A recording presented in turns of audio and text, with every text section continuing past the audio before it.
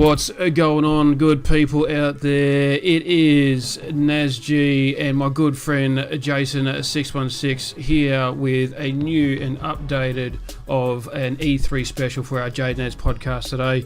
Jason, as always, welcome to the podcast. Glad to have you on board, buddy. We all excited checking out. Man. No worries, man. All excited checking out E3 and all that sort of stuff, man. Yeah, it's been crazy. I'm happy to say that a few of my predictions came true, so I'm quite happy about that. But there's so much happening. And there's so much we're gonna have to try and cram into today. Yeah, mate, I've got a heap to talk about. As we discussed off there, we'll try and cram in as much as we can for everybody. I've got quite a few games I'm excited that's been announced, and I can't wait to talk about them and all that sort of stuff. So, mate, so of course, I mean, like I said, I've got some. I'm not going to exactly mention what they are now. I'll break them out as they go. But I'm super excited. Got some exciting games that I want to talk about, and I'm sure you got some good Nintendo stuff ready to go as well. Oh, I received the best news from E3. I received the best news. It was like I just literally jizzed myself, and it was so yeah. And anyone that knows me and what games I like, they'll probably predict what I'm gonna say, but I'll get into it later on. Funny you say that, because if people are listening and they did watch any of E3, they know that there was a lot of jizz in people's pants after the Xbox CD Projekt Red announcement of the Cyberpunk and all that sort of stuff. There's a lot of awesome stuff that happened there, mate. But you know what? It went mad. Mad. If you're ready to go, mate, let's get into it. Dude, let's go. We've got a lot to cover. Get straight into it. You lead us the way into this. Alright, excellent. I will do, buddy. Alright, guys, get yourself tuned in. Turn those eardrums on. They are ready to bleed, because you are now about to get up to date with all the latest in PC, gaming, retro, and Nintendo expertise from myself and Jason616 right here on our JayNas podcast on NasG Gameplays.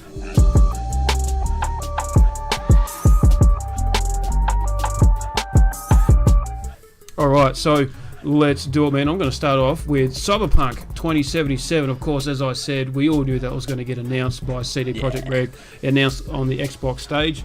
But damn good trailer as well. Mate, it was amazing. I watched the whole thing. It was absolutely incredible. So, of course, the big things, it's made by CD Projekt Red. Everyone's really excited about it. The release date of 16th of April 2020 is just absolutely amazing. It literally is going to be the new benchmark of RPG, open world, single player based games, which is absolutely amazing. So basically, I've gone through some, jotted down some notes, gone through bits and pieces. So, as I mentioned, it's going to be released on 16th of April. It's going to be on all, consoles and PC. Basically, it's now up on Steam at the moment, which is really, really awesome. But just a quick little gist of it, of course, is that you play as a character named V. You create your own character. You can be male or female, and there's a massive fluent skill tree as well, which is really cool. So basically, they still plan to release a couple more AAA titles, but Cyberpunk is definitely the biggest one out there at the moment. Even if they were announcing anything else, it'll just get shadowed by, basically by. By CD Projekt Red and all, by Cyberpunk and all that sort of stuff. So, just a beautiful thing to hear that it's been announced. All the custom skill perks and all that sort of stuff. So, basically, the most amazing thing about it that a lot of people have walked away from it, of course, right at the end of the trailer, where it was Keanu Reeves, as a character in the game, and he's walked out at the end of the stage. And telling a little bit about, Cyberpunk and all that sort of stuff. So that was mind-blowing. That was absolutely amazing. That was really, really awesome to hear. It's kind of funny, because it's like 2077, and in the game he looks no older than he does now. I don't know if that's a running joke, because they say he never ages. So I don't know if they put him in the game in 2077 and he looks exactly the same. Yeah, exactly, mate, exactly. So, but yeah, mate, it was really exciting to see, Cyberpunk and all that sort of stuff getting announced officially. So, as I mentioned before, April next year, it's a bit of a way away.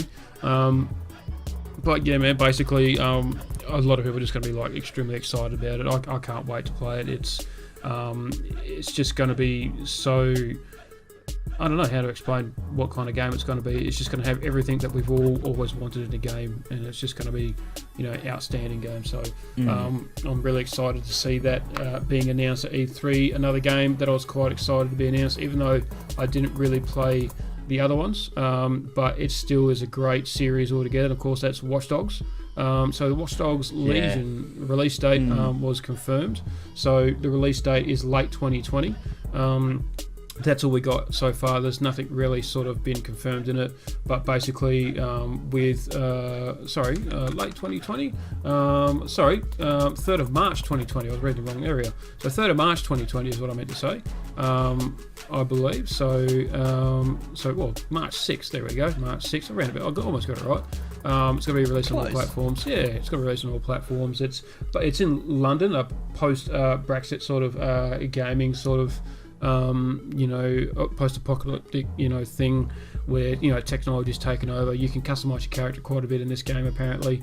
So you can even be an old granny and beat up people if you wanted to. So so there's a lot of great animations in it, a lot of drones, a lot of hackers everywhere and all that sort of stuff. So if you're a bit of a Watch Dogs fan, Watch Dogs 3 Legion is definitely a big one to watch out for you as well. So I'd get excited about that if you're a Watch Dogs fan. Enjoy the other two. It's probably going to be their best game yet so far.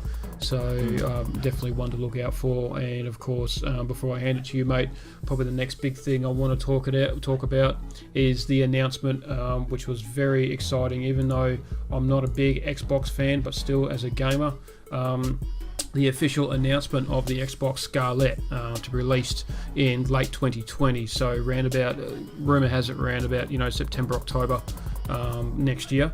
So it's been released with some of the most advanced technology we've seen in any console. It's probably going to be the most powerful console to date. We're still waiting to hear official news from PlayStation. They're in hiding at the moment. I'm sure they'll come out and say something over the next few days.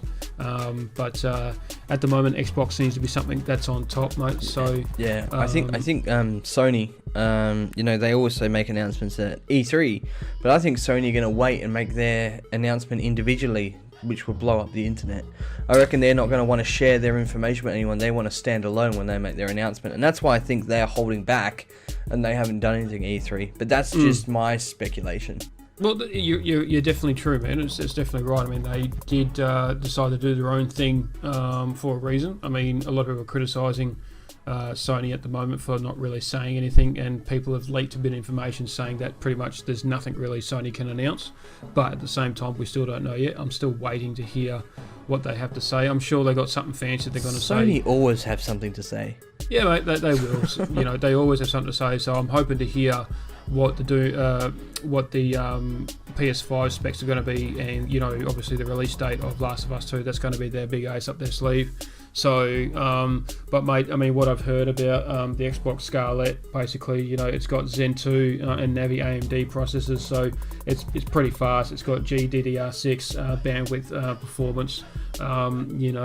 It's basically it's basically a working mini PC. It's rumored that it's going to support 120 frames per second.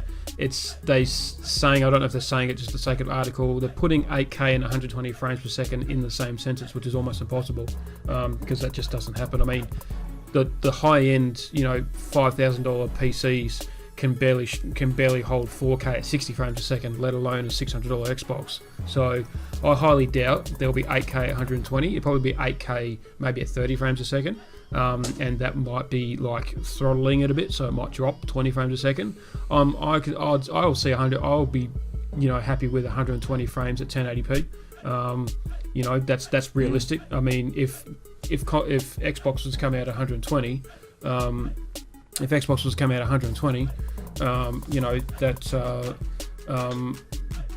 that'd be the first console to ever be able to do that, because everything that's come out in the last consoles have only been peaked at 60 frames a second. So to have it at 120 is pretty awesome, man. And probably the other big thing to come out is that it's hardware accelerated along with a solid state drive, so things will load faster. There'll be almost no loading times as well, which is what they have said in the trailer. which is really, really cool. It's going to be released with Halo as well, the new Halo, which I'll talk about a bit later on. One of the other games I'm pretty excited about, Halo Infinite. And of course, the xCloud. So I haven't really read too much detail into it. As I mentioned before, streaming and recording with the new console generation is going to be in a league of its own. So, the Xbox Project Scarlet launch date of late 2020. With Project Cloud. Project xCloud is the streaming platform that originally debuted back in March and is currently available hands-on impression at E3 show floor. I think with the cloud, I think they've gone to really sort of jack it up with how they can stream and record and all that sort of stuff, man. So, that's definitely exciting to hear. It's tempting to get an Xbox when it comes out next year, but have to wait and see what happens with PS5 as well, man. But mate, that's a good couple of things I wanted to talk about. I've got more to share, but I want to hear what you got to say, buddy. Yeah, well, I feel, just finishing off on what you said, with Sony and Xbox continuously have that rivalry, and there's not many games that go onto Xbox that are exclusive and go onto PlayStation that are exclusive. So as far as game announcements are concerned, a lot of them are cross-platform, like Watch Dogs I'm sure would be. Halo never has been. Halo has been exclusive to Xbox. But I feel like almost like one of them waits for the other one to make an announcement so they can almost make changes or figure out how they can do it. They're just trying to one-up each other. But Xbox put on a strong case at E3 with the Scarlet. So let's see what PlayStation has up their sleeve. But I'm going to turn it around to Nintendo. And what some of the exciting games that were announced from my point of view, and that is the remake of Resident Evil 5 and 6 coming to the Switch. Nice. Survival horror. So Nintendo have gone with more survival horror. It's just really out of character. They're really jumping on the horror bandwagon these days. But one thing I loved about the Resident Evil series is that camera angle of looking over your shoulder. It just symbolizes Resident Evil and everything it is. I don't know if you've played much Resident Evil at all. Not really, bits and pieces. I played the original PlayStation in that. It's damn good franchise, and weren't originally Nintendo games, so Nintendo is doing very well at snapping up other games, and people are just saying, oh, all Nintendo are doing is recreating games. That's all they're good for.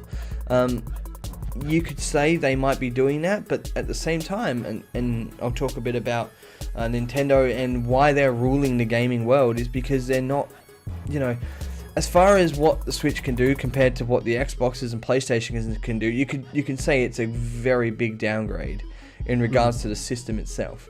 But at the same time, Nintendo aren't dropping the price of a Switch. It's still the same. They're not changing the console. They're not doing anything to it. They're just releasing damn good games at a damn good price and keeping the Switch at its price because it is the best-selling console in the world right now. So they didn't have to go in and put up a front on new consoles and new hardwares and nothing. They just went with classic games and good games. And why not? It works. It works for them. Could you imagine just going, I'm just going to go, these games are one thing, but I don't need to keep it at home. I can go and play this anywhere. I can go bring this to a friend's house and sit and play some Resident Evil. Xbox and PlayStation, cool, but Nintendo, it's just something about Nintendo where they just seem one step ahead. They just seem one step ahead. I mean, the Switch was the first HDMI console for them. You think, what the hell? So it's a big step up. And Resident Evil 5 and 6, always good to... I mean, Resident Evil, I think it was 2 that got remade recently, wasn't it? I think it was Resident Evil 2. Yeah, so, right.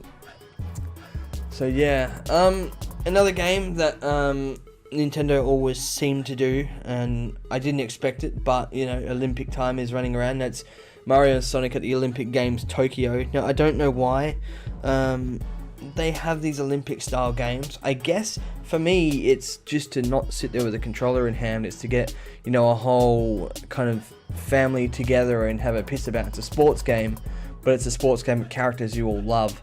So it will always do well. And let's face it, the Wii Sports for the Nintendo Wii was their best-selling game. So why not add some sports with, Nintendo characters, you'd be all over it, really. So smart play by them. That had it showing. It was really weird because Mario in the trailer looked like he was surfing with his shoes on, but Sonic couldn't. Very, very weird. I'm not going to question it. It's Nintendo. Anything is possible. And the other one as well is Fire Emblem. Three Houses been announced. Now, Fire Emblem, a lot of their games never came to Australia. A lot of them are stuck in Japan. Not this one. We're going to get something brand new worldwide, so it's good to see Fire Emblem is actually now coming to all parts of the world as well. Never been a big fan of Fire Emblem in itself, but it is exciting news to have a worldwide release, finally. I mean, yes, you can get a hold of it, but it's not, it's ROMs and stuff like that these days. But good to see that Fire Emblem is coming to the world for everyone to enjoy. That's awesome, man. Yeah, so I'll throw it back to you for some more announcements of your line of E3. Alright, buddy. So basically, what I would like to chat about next is a couple more games that I'm excited to hear about. So one is a game that's already out, of course, and that's Fallout 76. But they're rolling out some new updates. So they're rolling out the Wastelands update, which is really, really cool. And of course, it's a good thing as well, because this shows that Bethesda really listened to all the criticism and feedback that they got when they released Fallout 76, because the game was a disaster. It really was when it first came out. And so far, I know it's been out since October, I believe. So, it's been out for about, 8 months. People wanted this fixed about 6 or 7 months ago. But, it is better late than never. We all knew premonition that they were going to improve it, but people were saying it's not good enough. This game should be the way it is, how it is now. Like the whole, what I like to call No Man's Sky effect. Ever since No Man's Sky, all these people have come out releasing half-finished games, thinking that it'll be okay, and they'll just add updates. Instead of they release games in pre-alpha in pre-alpha status, and to try and make extra money of it in the first year. And just handle with a handful of complaints, and whatever the thing is, people may have brought it, but they'll never play it, so they try and introduce microtransactions and all that sort of stuff. But there's no point of microtransactions if no one's playing the game. So little things like that. So the Wastelands update, it's fundamentally going to be changing the game. It's going to do massive improvements to the game, so there's going to be less bugs and all this sort of stuff. Basically, there's going to be a Battle Royale mode, which is going to be pretty cool. The PvP is going to increase as well. And probably the big thing that everyone has asked about initially on the top of everyone's Christmas wish list is to have NPCs in the game. And look, I mean, a lot of hardcore fans have based their gameplay around being the NPC, which was the whole point in the first place.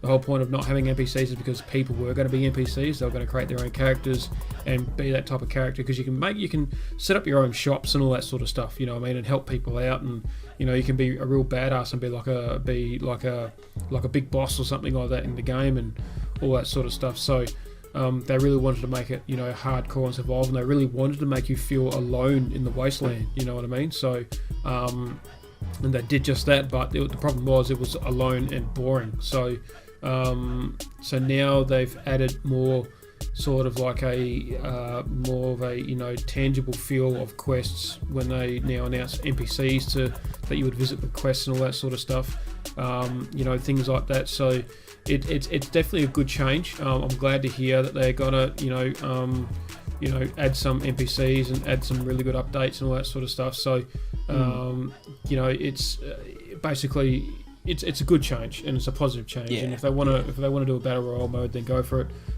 Anything that they do to Fallout 76 will be an improvement. So I'm glad that they're doing something like that, which is a really good thing. And of course, on the same thing as Bethesda is of course Doom Eternal. So we all knew that's been announced months ago. We knew that was going to get like an official release date announcement at E3, which is really, really cool.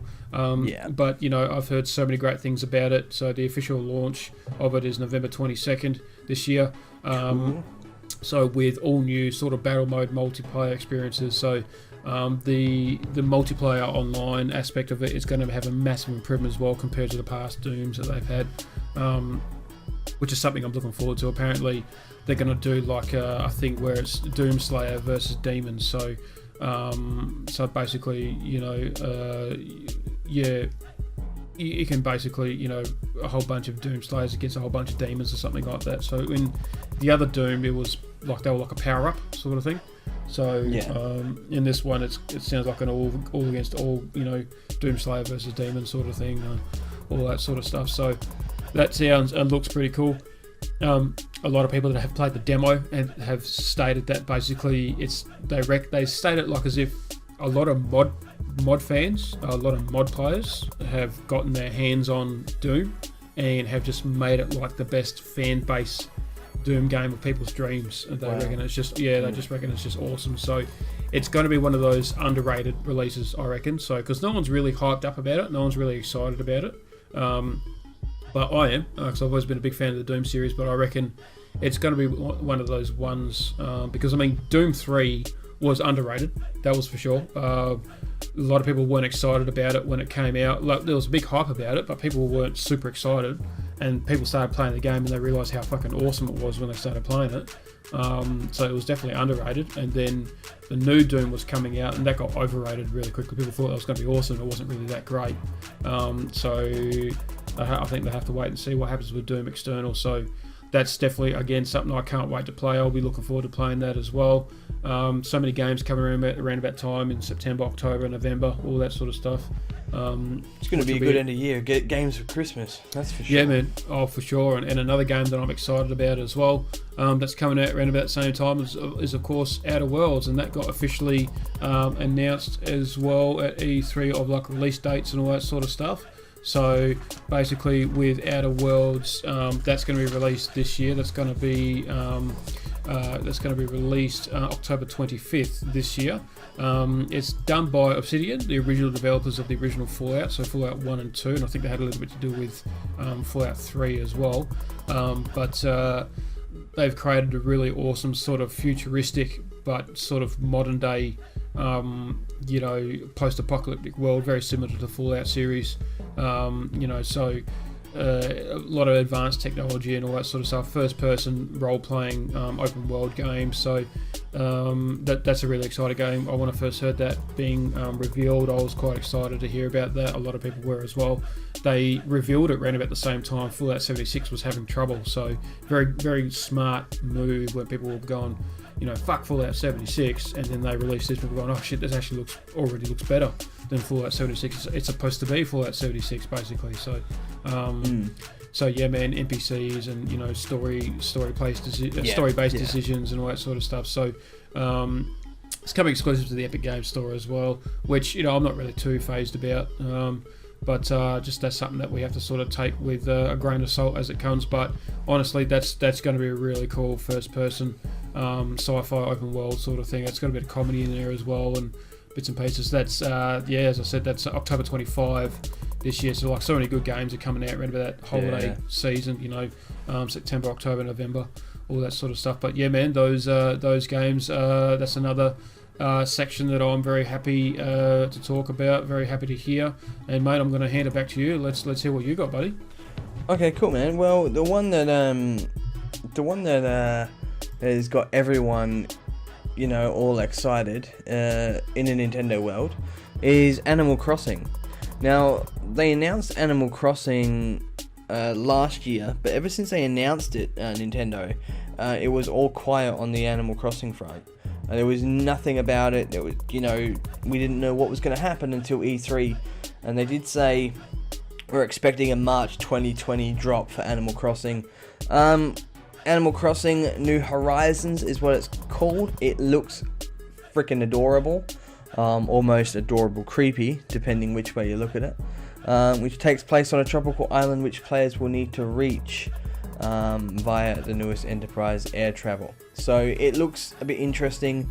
Never really got into Animal Crossing. It's not my kind of game, but from the Nintendo camp, people are going ballistic about Animal Crossing.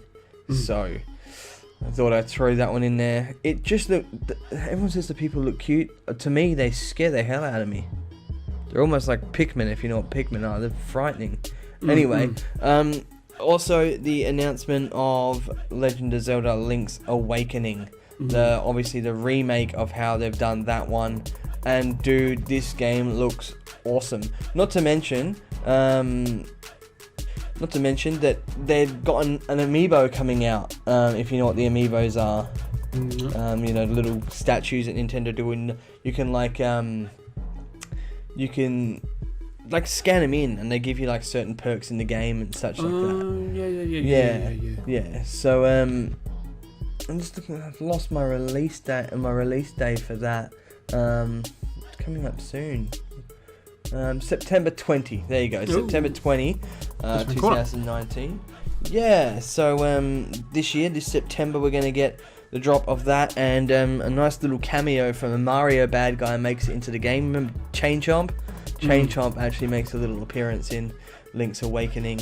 It looks damn cool. I mean, it looks like something quite special. They've given it the the Pokemon Let's Go kind of treatment, if that makes any sense.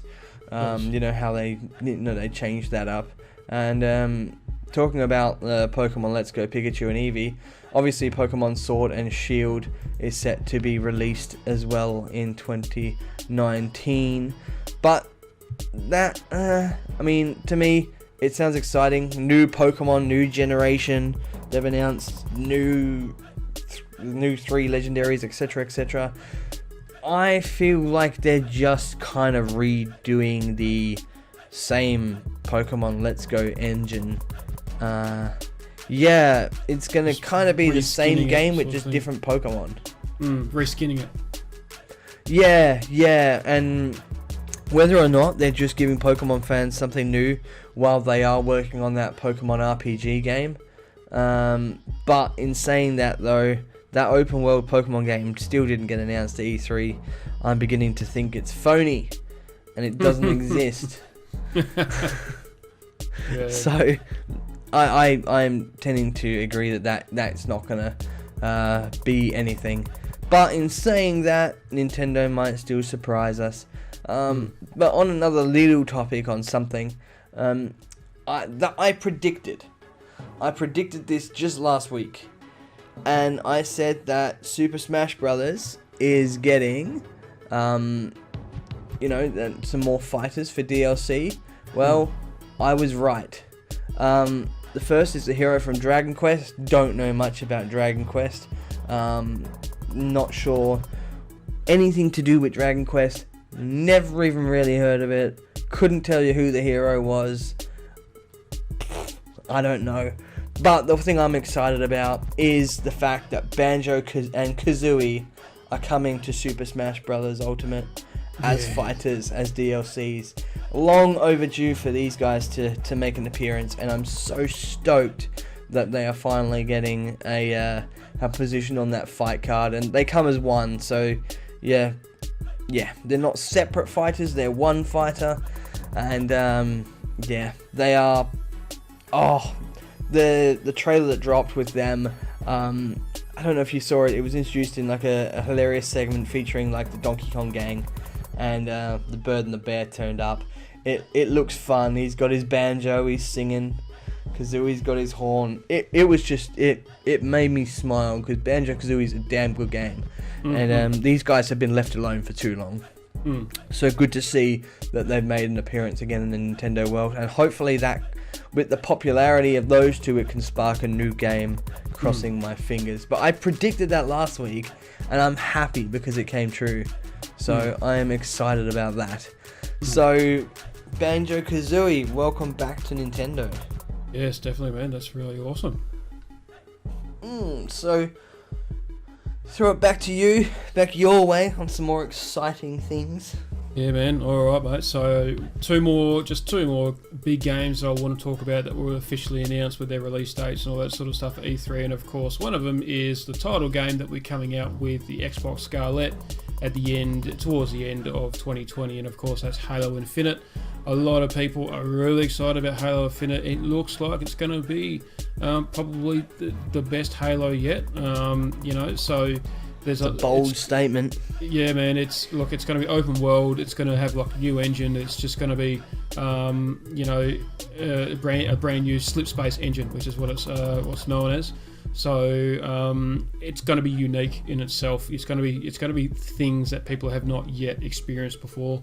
So look, mate, it's going to be pretty out there. A lot of people are excited about it to a point where, even I, who's not even an Xbox fan, that I might even, Jesus, mate, if I had the money, I'd end up buying myself a Scarlett as well. But at the same time, it's also been announced that it's going to launch on PC. So I'll probably end up just sticking to PC and playing on PC most likely. So, yeah. It just seems amazing with what I've heard about it. So who knows? Who knows what it's going to be like, really. There's some brief details about it that people can check out for themselves, but just to say that brand new engine, open world, not linear anymore. So it's going to be something pretty awesome. As long as you don't really have to play, you probably do, but as long as you don't really have to play too many of the other Halos to sort of get into it. I mean, the Halo will always stick to its lore because that's what makes Halo Halo. But as long as you don't have to rely too much on the other games, before you play this one to really get right into the story, a bit like Witcher, you don't really have to play the other two games to sort of play Witcher 3.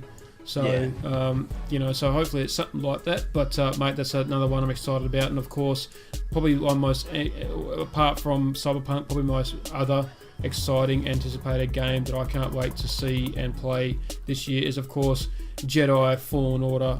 It's a long-awaited single-player game that EA have cancelled twice to say that no one wants single-player games, they want multiplayer games, and then Respawn's come in and gone, as a matter of fact they do, let us take over and we'll kick some ass. So that got officially announced at E3 of its launch date of November this year. So again, another game around about that September, October, November window.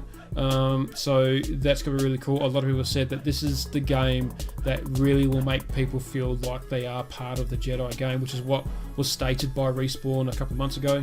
They said we're basically orientating our gameplay design to make the player feel like they are part of the game itself. They want them to feel like they're an actual Jedi when they play a game, and someone has done a bit of a demo and they said the same thing. They said they actually felt like they were a Jedi. They actually felt like they were part of the game. Decisions they were making were, making part of the story and, changing things about the game and that. So, man, that's definitely something that sounds really awesome, really exciting, very tingly. That's definitely going to scratch the scratch the Cyberpunk itch, because everyone wants to play Cyberpunk now. But what games can we play between now and then? And there's a few that we can definitely play, just to sort of keep ourselves sort of satisfied for our palate while we're waiting. So that's definitely one as well. So Respawn's Jedi Fallen Order, the most anticipated single player game apart from Cyberpunk in the near future, November 15 this year. I can't wait to get my hands on that and start becoming part and be one with the Force and throwing my lightsaber around and say stuff like, Luke, you are not my father, or something like that. I don't know, that was crap, but you know what I mean, mate. But man, apart from my honourable mentions, mate, I've got not really much else to talk about. Let's hand it back to you. Well, we breezed through this. I thought we were going to struggle. Wait, we're doing all right. We're doing all right so far.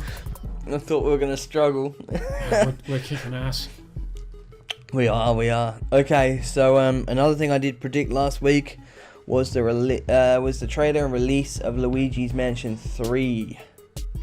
So that did come up. So that is exciting. The best part about... Well, first of all, have you played Luigi's Mansion? No. Well, I think it's probably, or maybe even, the best game on the GameCube, because the GameCube flies under the radar a little bit, as far as games are concerned. Smash Brothers Melee, I think, is probably, was it Melee? Yeah, Melee was probably the GameCube's best game, but Luigi's Mansion is right up there, and I've been trying to get a hold of it for ages, and I haven't. They did drop that it is coming out in 2019. So, yeah, don't know the actual date yet, but it is 2019. Expect that September, October mark. Maybe they'll release it for Halloween, being it's a kind of spook game. Mm-hmm. So I'm predicting an October kind of one there. But if you don't know what it is, it's actually co-op. This is going to be a co-op almost like Super Mario Odyssey. So you can do it's almost like clearing rooms of ghosts and completing challenges to collect coins, and it can be played online on co-op or couch co-op. So that is the cool thing. What you can do, you can now summon a flubber-like version of himself that can like slip through bars and walk over spikes and stuff like that. So that is your kind of co-op counterpart by the looks of things. So it's almost like a ghostly, ghoulish, flubber-like version of Luigi. It's good. And it's the story is he's been invited to stay in like a hotel alongside his friends Mario, Peach, and Co. But the hotel isn't quite what it seems, and takes a dark and drastic turn. So that is the story. Everything is not what it seems, kind of thing. So yeah, it looks interesting. It looks like a bit of fun. Luigi's Mansion, the first two games were good, and if it's anything like the engine of Odyssey, I expect this one to be damn good. So it should be quite fun. Luigi's Mansion, definitely going to get my hands on that one. But I've left the best for last. This is what had me jizzing all over the place. I decorated my pants, the room, the ceiling, everything. It just shot out. The dog.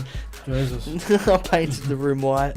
And that is the sequel to The Legend of Zelda Breath of the Wild. Nice. I was stoked at this one. Although the only problem is I'm going to have to wait till late 2020. So that's the only downfall. But Breath of the Wild is potentially the best Legend of Zelda game. I'd say it comes second to Ocarina of Time, but damn, as far as open worlds and looking at Hyrule are concerned, that game blew me away. The only thing people might argue is there might have the dungeons. There wasn't, because it's known for its dungeons, and there wasn't all too much in there. Understandably, I can see how people would see that.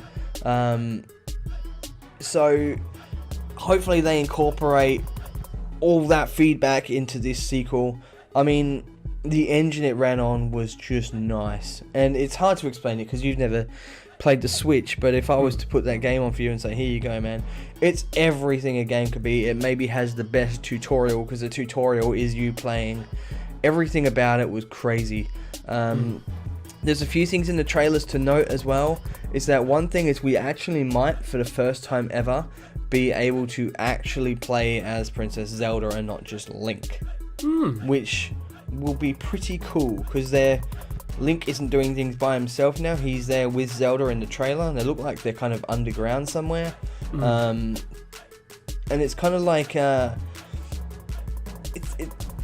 it almost, in the trailer, almost shows like a mummified kind of person there with like a red glowing sign on their head, which people are arguing looks very much similar to Ganondorf. And could he be making an appearance, because he was locked in the chamber. I mean, you don't know the story of Zelda, so you wouldn't probably understand a fucking word I'm saying here. And I'm not into fantasy games. It's probably the only fantasy game I like. But he was like locked in like the Chamber of Sages, and because when he goes to take over, Hyrule or the land, they locked him away in the Chamber of Sages, and it looks like he has stayed there and died and is almost mummifying.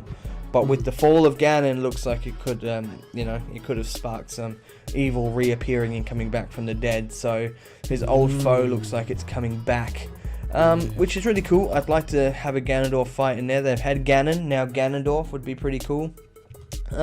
There's actually a teaser in the trailer that Link's got a glowing arm, which could be in reference to something they had as part of a Breath of the Wild DLC, a mechanic in the game where Link's arm could become kind of like a weapon if he had a certain tablet. And in the trailer he has the glowing arm, so they might be taking an old DLC idea and bringing it into the sequel. So I don't know what's going to happen there, but whether or not they're going to incorporate that. But Breath of the Wild is it's going to be special, and I don't know if it's just going to be Breath of the Wild 2 or it's going to have a completely new name. All we know is there is a sequel, and you know, I'm excited. I don't know where they're going to take this game. It was very, very strong in when it came out, and it was that and Odyssey. I mean, they couldn't have dropped two better games on the Switch when the Switch was first announced. But this one, I think there was no other news that probably could have made it as big as the release of a sequel of Breath of the Wild, and I'm so damn excited about it. Probably like you are about Cyberpunk. Yeah, man. And now I'm all hyped up with Zelda again. So with Link's Awakening coming out, that might tie me over for a little while. Only, I mean, I've still got to wait another year and a bit for this, so it's gonna be hard. But we've really got to play the Switch together. I've really got to show you the Switch, and I'll just put on a couple of games for you, and I'll say, all right, you're in an open world of Breath of the Wild. Here, have fun. You'll just look at the graphics and be amazed. You'll just be like, holy shit! Like the detail in this is incredible. But I'm pumped. That was the thing that I took out of E3 and went, Nintendo didn't have to say anything else but that, and I would have been happy. So I'm really stoked on that news. So yay, awesome, Zelda! And you can tell I'm passionate about it because I won't shut the fuck up about it. So that's all right, man. Yeah, it's a bit like me with Rocket League. Yeah, it's my favourite franchise and always will be. I've actually been considering getting a Triforce tattoo in the past week or two. So that I'm going to be called a big nerd for the rest of my life, but I don't care. Well, I promised myself that if I turn pro at Rocket League, I'll get a tattoo, Rocket League tattoo. Who knows? I still might get one. So because I can't see myself not playing it. Well, I can't say I'll ever be a pro at Legend of Zelda because it's not something you can become a pro at. However, I do have an Ocarina, a Hylian Shield. I'm missing a Master Sword. So maybe if I got the Master Sword, then I can say I'm a true Zelda fan and then can get the tattoo. That's if they'll let me ship it over the border, because apparently it's a dangerous weapon. Yeah, right. Interesting. So if I can get a Master Sword, I think that will make me enough as a as a pro. You get buried in your coffin with it. I get buried holding my ocarina, and at the ceremony they just play like the Song of Time and lay me down to rest. Yes. Jesus Christ. But yeah, the only person who can have the sword is whoever can actually pull out the stone. Yeah, Jesus. So. I'm weak as piss, so it's not going to take much of a hero to pull that out. You might have it like, implanted into your tombstone and something like that. That'd be pretty cool, actually. I have the Hylian crest on my tombstone, make me look more important. I was a part of some kind of royal family. Anyway, moving on from being buried with a Master Sword. I'm too young to die. I don't want to die yet. No, 50 years ahead of us yet. So we've got time. Yeah, it's got plenty of time. Ocarina of Time. So, Jesus Christ. Did I say that right? Is that right? Ocarina of Time, yeah. Yeah. Have you never played it? Bits and pieces. I've seen more than I've played. That was the one on 64, wasn't it? Yeah. Bits and pieces. I know you could whip your horse and he goes faster. That's pretty cool. You can. And yes. The detail in that 64 game is insane. Have you seen that they've done Ocarina of Time randomizers now? If you know what that is. No. You can play it on PC, but it's like in the game you had to follow a certain way of doing things. They've made it so all what weapons you find in treasure chests has been completely randomized, so you might have to do the game backwards or in a different way in order to complete it, and they've really complicated it and made it different, so anything could be anywhere and it's just a game of luck of what you find. I was like, that's really cool. Like, randomizers is a thing now. I think they did it with Mario 64 as well. Like, you go into a painting, say Bob-omb's Battlefield, you know how you have to go into it? Like, you could go into that and it could be TikTok log. You're right. And you're just like, oh shit, like now I've got to get these real hard stars and do it in a completely weird way. It's randomizers is a thing now. That's very interesting. So, Alright, man. Well, I'll go on the honourable mentions, I reckon, dude. Yeah, go for it. Alright, so my honourable mentions are 3 games that sort of flew underneath the radar. They flew underneath the radar, but do not overlook them. They seem to be quite intriguing for what I quickly saw with their trailers and all that sort of stuff. So there's no release dates been announced, so these are sort of like reveals and all that sort of stuff. So so basically the first one I really want to talk about is basically a game that's been announced by the Evil Within developers. And the game's called Ghostwire Tokyo. So it's supposed to be like a horror game, and it's in the trailer, whole crowds of Tokyo citizens suddenly vanish into thin air. The discarded clothes are the only clue that they have of where they are about, and where they're all at. While most of the remaining people in the city rightfully freak out, one lone hooded figure calmly surveys the city, armed with a bow and arrows. The archer is clearly hunting for something. It turns out that something is a bunch of supernatural creatures, most of which look like modernized interpretations of Japanese yokai. So yeah, man, it's I think it's like some sort of third person sort of linear adventure game, story based, sort of spooky evil game. So so probably has that sort of Last of Us sort of feel about it. So it's sort of what I've seen, but it hasn't really much has been come out, but it's being developed with one of Bethesda's Tokyo studios, I believe. So with like I said, Evil Within developers are sort of going with it. So that's a pretty cool little thing. I've definitely keep my eye on that one. Another one I want to talk about is Deathloop. So Deathloop is another, I believe that's like a first-person action game from the creators of Dishonored.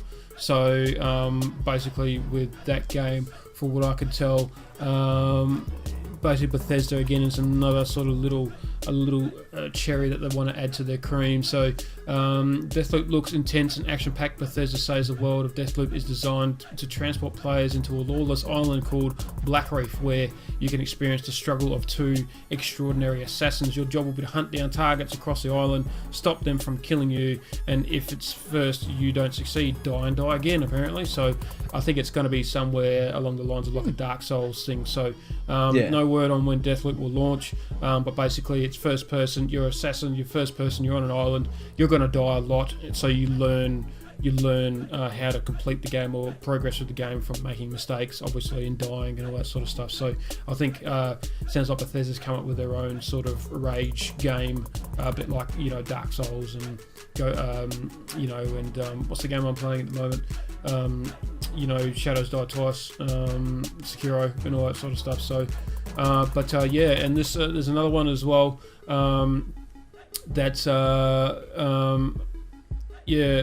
basically this one's developed by the people that developed Layers of Fear. So again, these guys specialize in horror, and it is the Blair Witch. Yeah, man, the Blair Witch survival horror game. So yeah, I saw that. I was like, oh damn! I didn't know it was creators of Layers of Fear though. That's exciting. It's gonna be nuts. That's gonna fuck with your head. So I think that's what this game's going to be about, mate. So the nature of Blair Witch franchise has all the makings of a good horror game. Just imagine it. You're out in the dark woods, camera in hand, and creepy, terrifying things lurk in the shadows.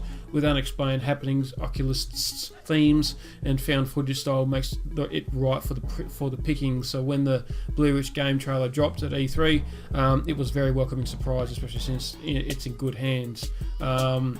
Layers of Fear though was real fucking like a head fuck, wasn't it? Really? Yeah, man. Layers of Fear.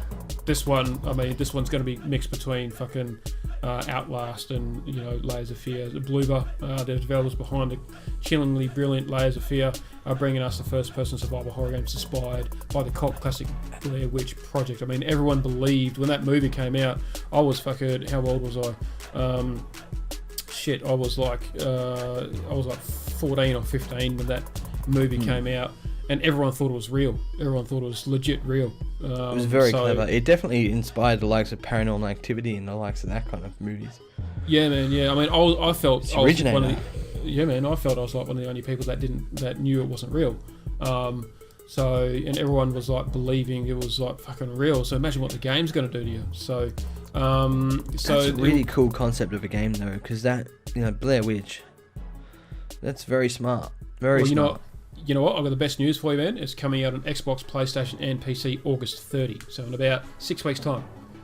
Shit. About 10 weeks' time it will come out, mate. So shit. Is there a co-op online? Don't know, actually. Because that would be fun. I like how you said that. That'll be fun. I'm like, yeah, nah, you're right, mate. I'll let you play it. Put it on your channel, and I'll just watch. Hell yeah, hell yeah. I played Layers of Fear as well from my channel last October for Halloween. And I was doing a Halloween event and I was really scratching to try and do 7 days in 7 different Halloween costumes. So I was really clutching the straws. So I ended up playing Layers of Fear as a pirate, putting on a pirate voice for an hour. 2 things that don't go together. So hopefully I get this one out for Halloween and do this in some kind of other costume going through Blair Witch. But it would, I'll probably most likely be getting it, most likely. Yeah. It sounds like it's too good to pass up. I mean, I'm not a biggest fan of horror games, but I wouldn't mind putting more horror back on my channel again. I wouldn't mind getting some few jump scares on my channel. So apparently you even have a dog companion called Bullet. So that'd be interesting. Come here, boy. Come here. See what happens. So, but yeah, man, that's some exciting stuff, and that's me all wrapped up for E3, mate. Buddy, have you got anything else to add before we give our final thoughts? Yeah, just another one that was a trailer dropped for E3 that we haven't both spoken about, and that was Dying Light 2. Yep. That trailer looked damn cool, and it looks like the zombies aren't as much of the problem as much as the humans are now. And it looks like the city has gone to shit once again. So it looks damn cool, and I'm hoping that's a this year release date as well. They announced at E3 last year that it was coming, but it still hasn't got here, and they did another trailer, so hopefully that's not far away, because Dying Light is damn good. And we've spoken about playing now. That is online co-op, so we can have a bit of fun with that. Definitely, man. Dying Light, for sure. So, yeah, I'll just throw that out there. And apart from that, I've just got what happened today in the video game world, if you want me to go ahead with it. Do it, man. Alright, on this day, the 13th of June, in 1986, going back a while, NES released what is known as one of the most frustrating and annoying games known ever or around the world, Ghosts and Goblins, which obviously sparked up Super Ghouls and Ghosts on the Super Nintendo, which was possibly more frustrating than ever. Today was the date that it announced the most hardest, the most difficulty, and the most anger-filling game ever. So, there you go. And we're talking about Ghosts and Blair Witch, so that kind of fitted the theme at the end there. It was all horror at the end there, wasn't it? Yeah, it was. It was all horror and zombies and the dead. Bloody hell. So 33 years ago. 33 years ago, yeah. Which, funny enough, I'm going to be torturing myself tomorrow morning on my Twitch stream playing Super Ghouls and Ghosts. So if you wanted to tune in and watch me break shit, then come join me. Yes, join. Definitely. Twitch TV /Jason616. Come in, laugh at me, and also give me sweet treats like jam donuts or something to get me through. Send them on over. I don't mind if they get here a week late. No, actually, I do mind because they'll be stale. No, don't send me that. Just send me messages of jam donuts. That will make me feel better. Yeah, some gifts. Send me some gifts. Send me send me something nice, like maybe a Steam gift card of about $500. Yeah, something nice. like that. That'd be nice, yeah. Or if you want to do 1,000. I mean, hell, just give me and Naz a $500 one each, so we can just play all the games we want. Just give us your fucking mortgage, mate. Just give us your house. You know. I'll take a house. Yeah, I'll take a house. chuck it in the PayPal. No dramas at all. Yes, that's a nice Ferrari you got there, mate. Mine now. You own this? No, I do. Yeah, now I do. So, yeah, cool, man. But look, mate, just quickly, I'll touch up on final thoughts of E3. So before I wrap it up, so of course, a lot of people are saying that this year's E3 wasn't as good as last year's E3. Was it because of the gaming titles? Was it because, the lack of presence from other, gaming, basically production businesses and that being there? Well, I thought it wasn't all that bad. I mean, E3 is always exciting in my opinion. Yeah, sure, there's a lot of people that wanted games to be announced that weren't quite there yet and all that sort of stuff. I mean, I predicted CD Projekt Red to come out and announce Witcher 4, but that so far hasn't really happened. I mean, they're in the closing stages of E3 now, so we still might hear something later on tonight, so we'll touch up a bit more on that next week. But yeah, I mean, this year, this year was a bit more of a dead duck in the water, but I thought it was still pretty good. Everyone's excited about Cyberpunk. It definitely satisfied some of my expectations. Maybe last year was a little bit better, but all around, some great games to be excited about. Some great presentations. Still waiting to hear about Sony as well. It's still not too late. I'm sure we'll hear from them over the next couple of days, and hopefully that will blow our socks off, just like with Xbox. And of course Last of Us 2 will be keeping a close eye on that. If Last of Us 2 doesn't get announced over the next couple of weeks, then something's wrong. So I don't want to find out that through. One. That's gonna come out. That has to come out, man. Yeah, I want to hear that straight from Sony. I don't want to hear it from Sony has announced and Sony hasn't said anything. They've just told people. I doubt that would happen, but they'll have to come out and say something. I don't want them just to release a trailer. I want them to announce it. I want them to do something. So because that's I'm going to buy a whole console just to play that game, so I want them to convince me to buy a console. So it's got to be a matter of what console I'll buy when the release of Last of Us will be. So if Last of Us gets it released this year, I'll end up buying a PS4 Pro. I won't bother with a PlayStation 5. So well, and if you want to, and if you're hearing this podcast and you want to go on to the PSN network on PS4, actually The Last of Us Remastered is going for $14 at the moment. That's pretty awesome. So if you want to play it, now is your time. Yes, that's what I'll have to do. I know me. I've done 6 playthroughs. I've done 3 playthroughs of Last of Us, and I know for a fact I'm going to have to do a 4th. No. How many playthroughs have I done? No, I've done 6 playthroughs of Last of Us. Maybe 7. I'm going to have to do a 7th. I know. I'm going to want to play it again before I play number 2. So, but yeah, apart from that, mate, unless you got anything else to add, let's wrap this baby up. Dude, let's wrap it up. We crammed so much into this time as well, so very well done to the both of us for getting through our content. Yes. I was worried when we started this. I thought there is no way in hell we're going to get this in. So did I. But mate, we made it short and sweet and fantastic. So yeah, we got it in there. All right, so cool. All right, wrap it up, dude. Let's wrap it up. All right, guys. Thanks very much for joining us. You are now all up to date on the latest E3, PC, console, retro, and Nintendo gaming news. As always, Jason, thanks very much for joining me. Don't be afraid to check out his channel as well. As always, I will leave a link in the description below to his channel. And as always, Jace. Same goes for me. Check out NasG Gameplays. Link in the description below. For me, great content. We're like the perfect duo. We're the dream team. We're I don't know. We're just amazing. Tango and Cash. Yeah, we're Toe Jam and Earl. And I'll be Earl. You can have the Toe Jam. Yeah, we're like Banjo and Kazooie and Diddy and Donkey Kong. We're like the stormtroopers to Darth Vader. What? I'm the one that donks his head on the door. Right. Okay. Have you seen that? I think the blooper that was in the Star Wars movie when he walks through the door and he like whacks his head on the door. He doesn't get under the door in time. That's right. Yeah. I'm that guy. I'm that guy. Yeah. Classic. Okay, classic.